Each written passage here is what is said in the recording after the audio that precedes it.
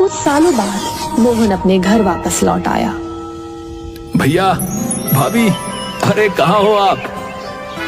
मोहन ने देखा कि आंगन में एक बच्चा खेल रहा है। अरे ये बच्चा किसका है? भैया, भाभी, भाभी। आ गए प्यारे देवर जी, ये बच्चा आपके भैया का है। अरे मैं चाचा बन गया? अरे वाह, कितना प्यारा है, बिल्कुल अपने चाचा पर गया है। लेकिन भैया का है, मैं उनसे बहुत नाराज हूँ। इतनी बड़ी खुशखबरी और उन्होंने मुझे एक फोन तक नहीं किया। ये तो बहुत ही खुशी की बात है।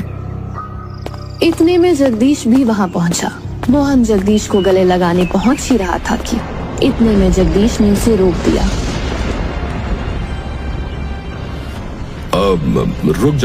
रुक जाओ मोहन, सुनो मेरी बात।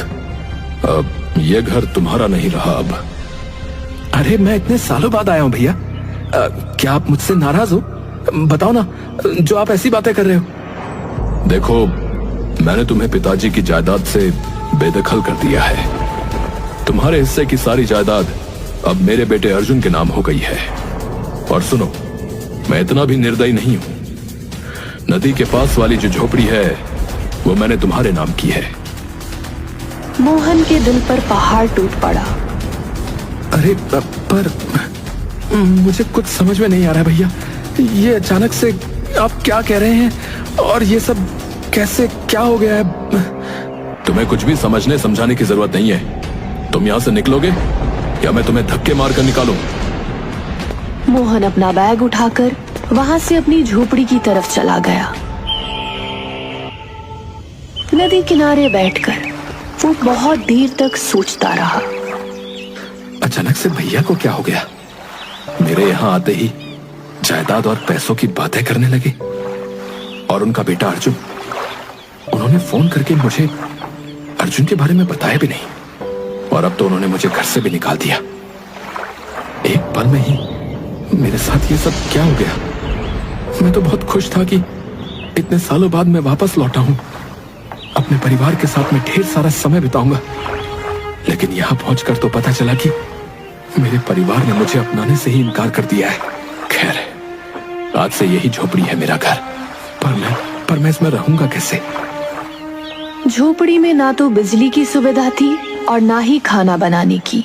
पानी के लिए बहती नदी के अलावा कोई और रास्ता नहीं था। अब मोहन गरीब भाई बन चुका था। जीवन गुजारने के लिए उसे कुछ ना कुछ तो करना ही था। वो अपने पिता के दोस्त मुंशी से जाकर मिलता है। मोहन बेटा, मुझे क्षमा करना, मैं तुम्हारी कोई सहायता नहीं कर सकता बेटा। तुम जानते ही हो कि मैं तुम्हारे भाई की ही कंपनी में कार्य करता हूँ। अगर उन्हें पता चला कि मैंने किसी भी तरह से तुम्हारी सहायता की है बेटा, तो वो मुझे निकाल देंगे। अब तुम तो जानते ही हो, मेरी बीवी बच्चे हैं। अगर मैं कमाऊंगा नहीं तो उनका क्या होगा बेटा? मैं समझ सकता हूँ काका। न जाने भैया को क्या हो गया है। मेरे पास थोड़े से भी पैसे नहीं है, वरना मैं शहर जाकर ही कुछ काम कर लेता। चलिए कोई नहीं मुंशी काका, नमस्कार, मैं चलता हूँ।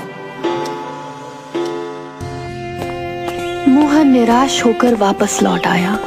वापस शहर जाने के लिए भी पैसों की जरूरत थी, लेकिन मोहन की जेब बिल्कुल खाली थी। अब 3 दिन बीत चुके थे, लेकिन मोहन ने कुछ भी नहीं खाया था। उसकी जिंदगी बद से बदतर होती जा रही थी। वो मंदिर के बाहर बैठा था।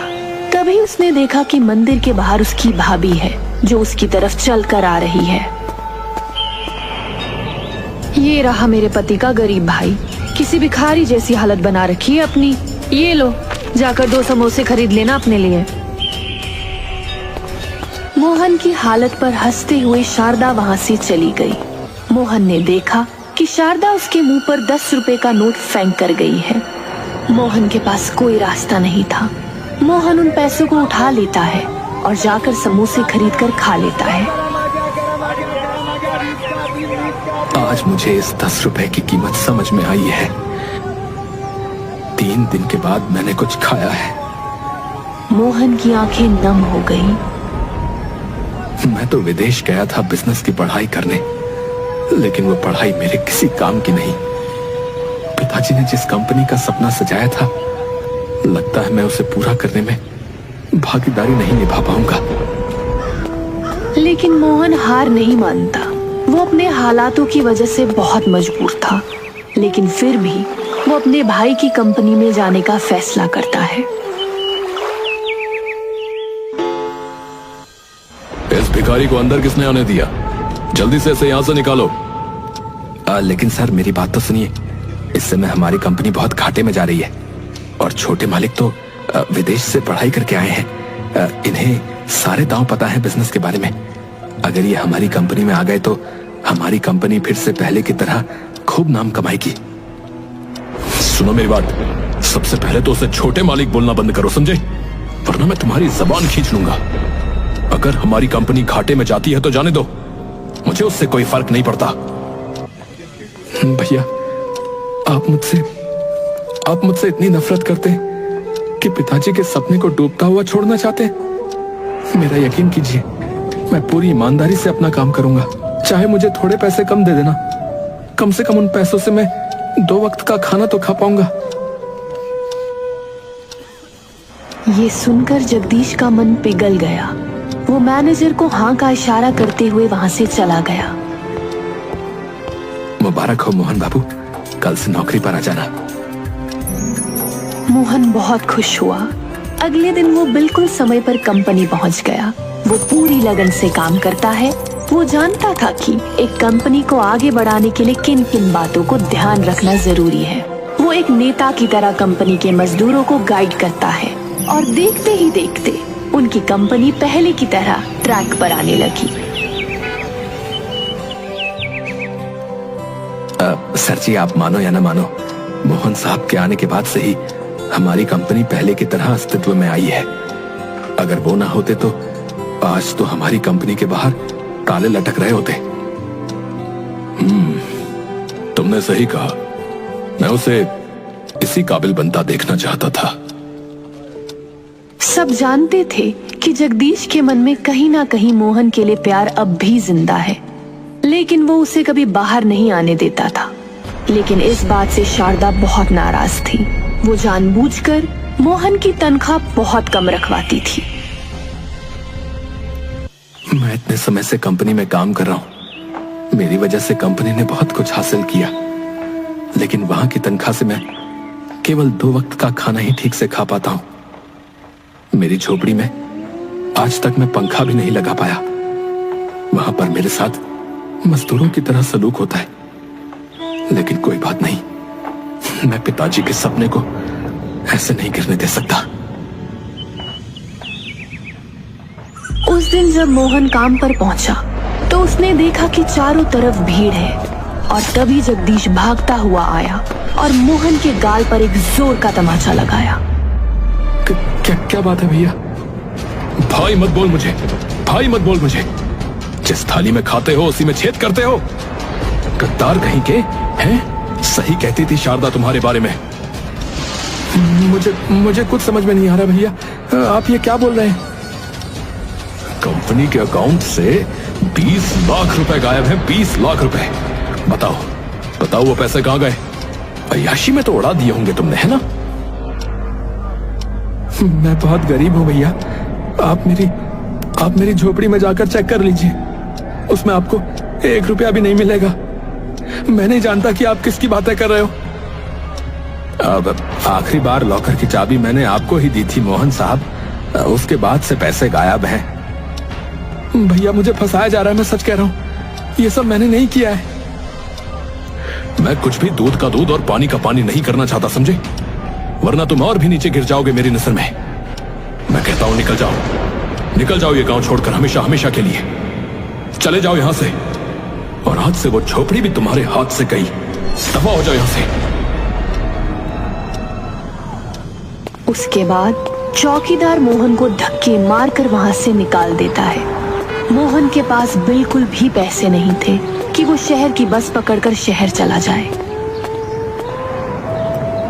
मेरे पास अब मर जाने के अलावा कोई और रास्ता नहीं है। मैं गरीब हूं, मेरी कौन सुनेगा। भाई ने मुझे गद्दार बोला। अपने ही पिता की कंपनी में चोरी का इल्जाम मुझ पर लगाया गया। अब मैं बिल्कुल जीना नहीं चाहता। वहां दूसरी तरफ ये सारा खेल शारदा के द्वारा रचा गया था। इसे कहते हैं सांप भी मर गया और लाठी भी नहीं टूटी।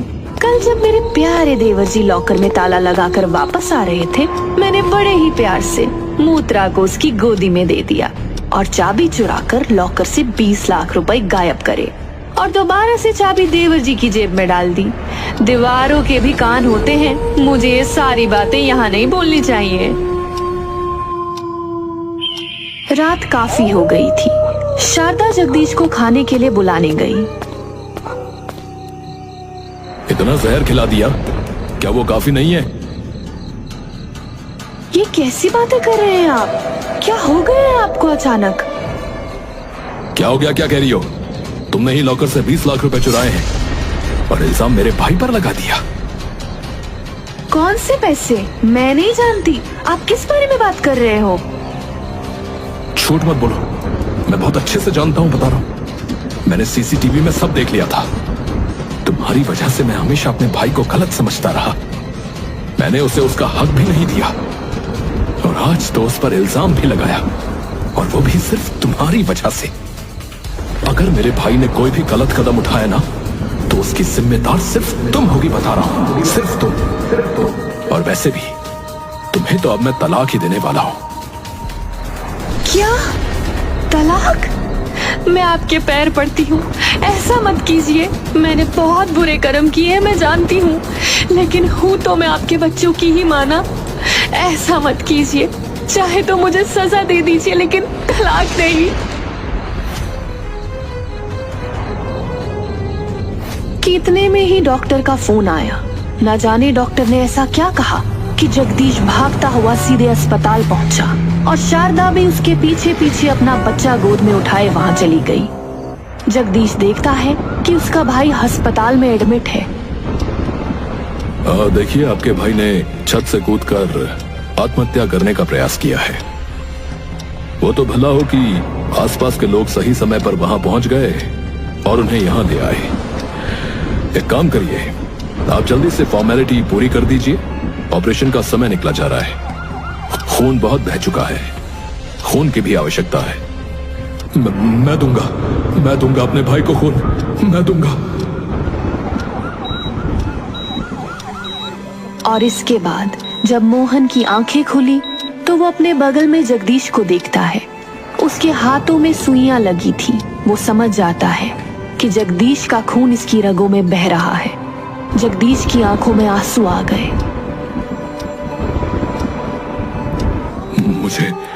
मुझे माफ कर दे मेरे भाई, मुझे माफ कर दे। तेरी भाभी की वजह से मैंने तुझ पर बहुत शक किया रे।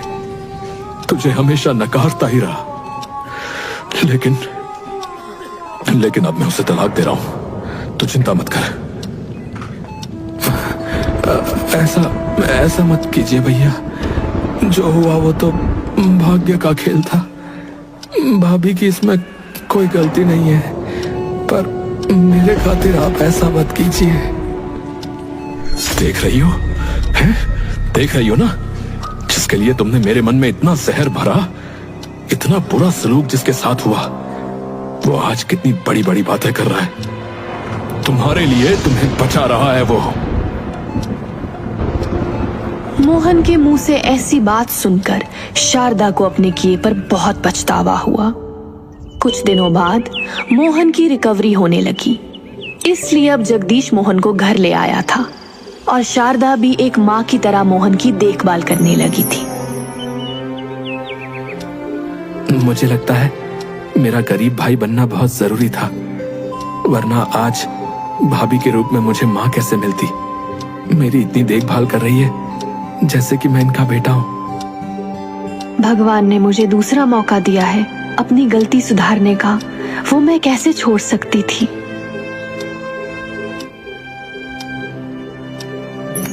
और अब एक बार फिर से मोहन और जगदीश के बीच का प्यार लौट आया। अब उनका हंसता खेलता परिवार खुशी खुशी जीवन जी रहा था।